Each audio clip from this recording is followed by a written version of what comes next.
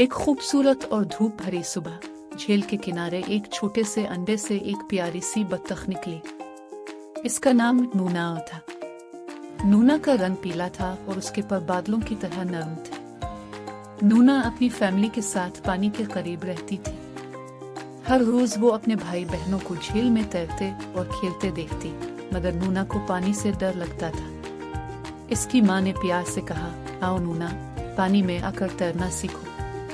नूना ने सर हिलाया और कहा, मुझे डर लगता है, शायद मैं डूब जाऊं। इसके भाई बहन हंसकर बोले, सब बतखें तैरना जानती हैं, आओ कोशिश करो।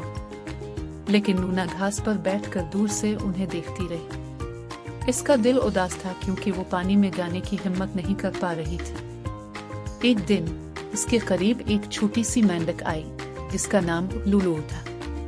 लूलू ने पूछा, तुम अपने भाई बहनों के साथ क्यों नहीं तैर रही हो?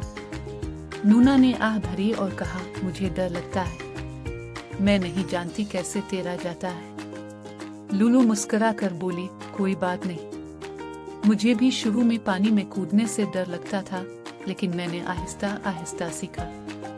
नूना ने लूलू की बात पर गौर किया और फैसला किया कि वो भी कोशिश करेगी। वो पानी के करीब गई और अपना छोटा सा पाँव पानी में डाला। पानी थोड़ा ठंडा था, मगर उसे अच्छा लगा।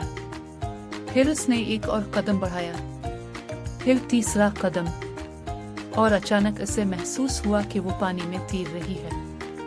नूना खुशी से चलाई, मैं तैर रही हूँ, मैं तैर रही हूँ। इसके भाई बहन और माँ ने खुशी से तालियां बजाएं। इसकी माँ ने कहा, शाबाश नूना, तुम बहुत बहादुर हो।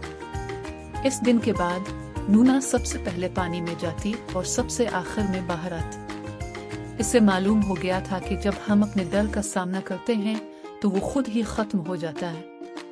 और ये छोटी बत्तख की कहानी थी, मेरे छोटे बच्चों।